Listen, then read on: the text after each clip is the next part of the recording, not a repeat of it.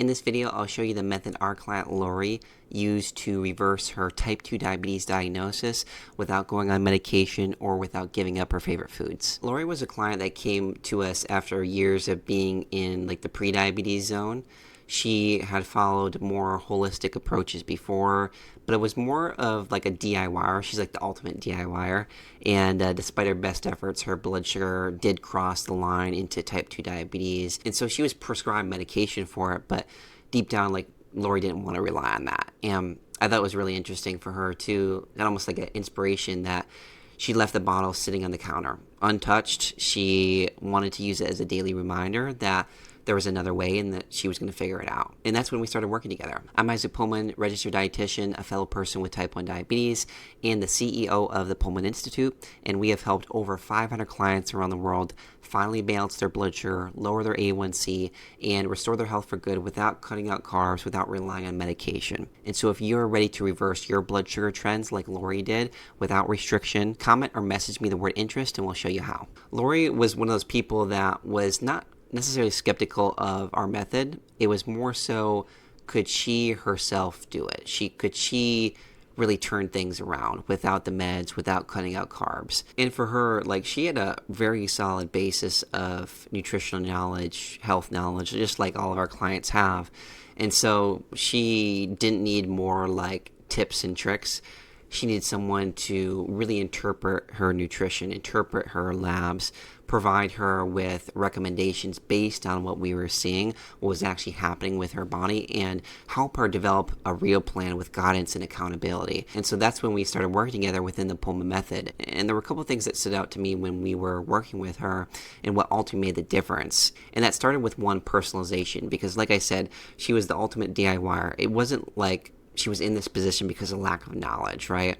Now, does that mean that she didn't need to learn anything new? Of course not. But it really took being able to, one, identify what were her missing pieces, what was most important to focus in on, and develop a sustainable plan to address those areas. And that one takes somebody that has years of experience being able to identify where the problem areas are at, where the missing pieces are at, and more importantly, how to address those so that clients see results. That's number one. But also number two, someone that is willing to implement. And that was Laurie. She was willing to implement. She was willing to follow the guidance in the direction that we were giving to her. And so how we personalized this to her were a few different areas, but we can really center it back on biofeedback. Biofeedback is basically a term to represent the signs that our body is giving us whether something is working or not. And that could, of course, be blood sugar. And being the fact that she had type 2 diabetes at that time, it makes sense that that would be included in her biofeedback, but it can also include weight. It can also include energy, satisfaction, mood, sleep, stress, all of those different pieces. And of course, we don't focus on all those pieces for every single client, surely not at once, but helping your body to regain more of those positive signs of biofeedback, like lowering blood sugar, lowering of weight, improvement of sleep, less stress, less cravings, more satisfaction after she's eating, feeling more energized after she eats. All those can be signs that what she is working on at the moment is working for her. Versus the thing that many people focus on, what's not going well. Their blood sugar is high at this point in time. They're feeling tired after this meal. They're having more cravings. They didn't get restful sleep. They gained weight. Their blood sugar was higher despite not eating carbs. Many people focus on what's going wrong, but what many don't think about is when you focus on those things that are not going right, you're also focusing on the habits and the routines that are leading you in that direction. Versus when you focus on the things that are actually helping you and move forward in the right direction, inherently you start focusing the habits and the routines that actually help to do that. And then when you have a practitioner from our team that is helping to guide you there, identify things for you that you're missing,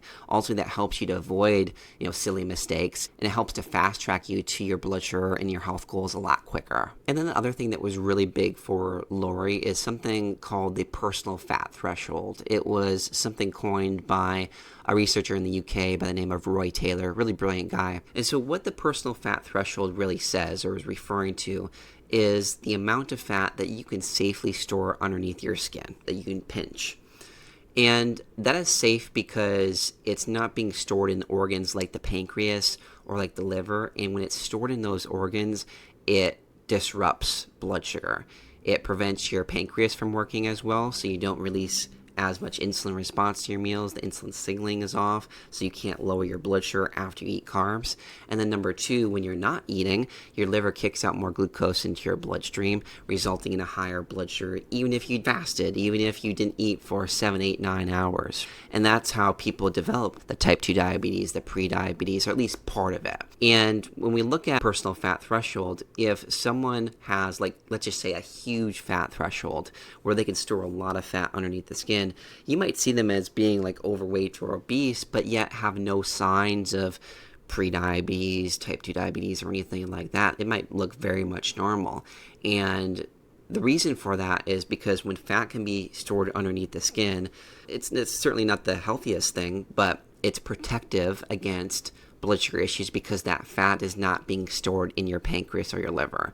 Versus we have some people that might be of normal weight, might not have a ton of extra weight, yet they have blood sugar issues. And the reason for that is because they might not have a big fat threshold. They might be able to store only a smaller amount of fat until that fat now pours over into having to be stored in organs like the pancreas and the liver, which ultimately leads to higher blood sugar. And so for Laurie, we really focused in on that. And her blood sugar, of course, came down, but she also lost weight. And oftentimes those two are interconnected. When you're able to lose weight, especially when you have type 2, often blood sugar comes along for the ride, vice versa as well. This was a huge thing. The other piece for Laurie is she didn't want to be on medications, and she wanted to be able to eat carbohydrates without her blood sugar spiking out of control. And in order to do that, we really need to focus in on root cause testing to see where her nutrient levels were at, especially things like minerals, which are nutrients that are found within food, but also found within your body. They determine your ability to control your blood sugar naturally without the use of medication, to tolerate more carbs, to lower your A1C, to reverse type 2 diabetes.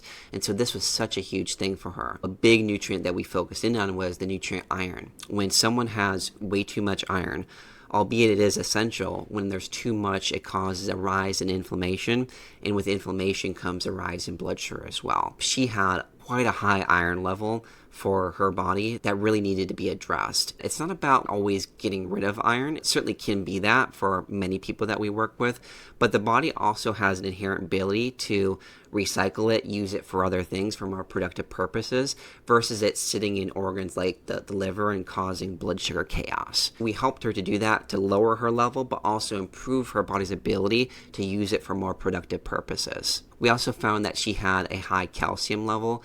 That oftentimes goes hand in hand with having high iron. If we see high iron, we know that there's probably a good chance there'll be high calcium too. High calcium typically won't show up on blood work, but it will certainly show up on like a HTMA, which is a hair tissue mineral analysis test, and it looks at the minerals that are basically present at the cell level where all the action is taking place. When someone has high calcium, it means the cells of their body are more hardened, and that doesn't allow the absorption of nutrients like glucose or hormones like thyroid hormone, for example, which are really important to overcoming something like type 2 diabetes or supporting things like your thyroid health and energy, etc., weight loss. But if your cells are calcified, it makes it more difficult for your body to get in those nutrients. And so if we look at something like sand, water can pass through sand, but certainly very hard to pass through rock. That's the difference. When someone has high calcium levels, it's more of like a rock.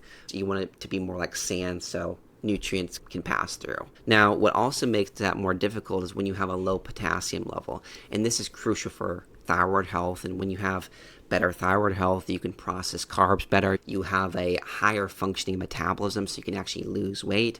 We also address this area by, one, replenishing the potassium, but also two, more importantly, really, is how can we help our body hold on to more potassium? And so when we look at nutrients like this, I always bring up the example of like a leaky bucket.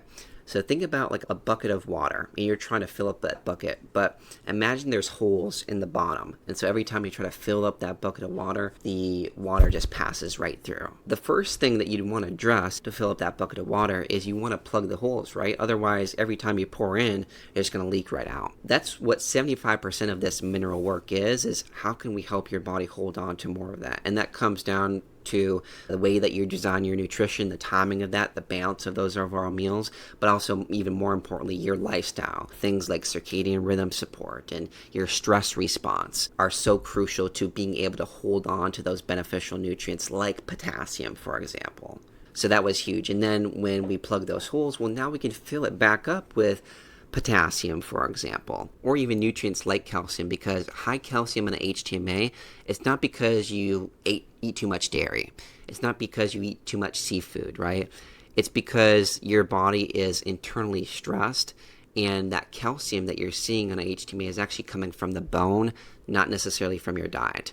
The exception of that would be if you're supplementing with a high dose calcium supplement, if you're supplementing with vitamin D, that can certainly play a role. But outside of those examples, it's really not going to come from your diet. It's more of a stress reaction, stress breaking down that bone and releasing it into your body. And so as a result of looking at those three pieces within the Pullman method, it helped her to lower her blood sugar to safer levels without medication. Her blood sugar dropped from the mid 250s to 80s and 90s in the morning, and not even seeing spikes after eating as she did before. She lost 30 pounds and kept it off, and that really wasn't even a focus of our work. She gained a deep understanding of the causes of type 2 diabetes and how to continue supporting her body without the use of medication. And then she really overcame the self-doubt that she had about herself in being able to reverse diabetes, and has the confidence to sustain that progress as she goes out on her own. If you want to learn our team's approach that has allowed 500 clients all around the world balance their blood sugar, lower their A1C, restore their health without cutting out carbs, without relying on medication, just like Laurie did, message or comment the word interest below, and we'll show you how you can too.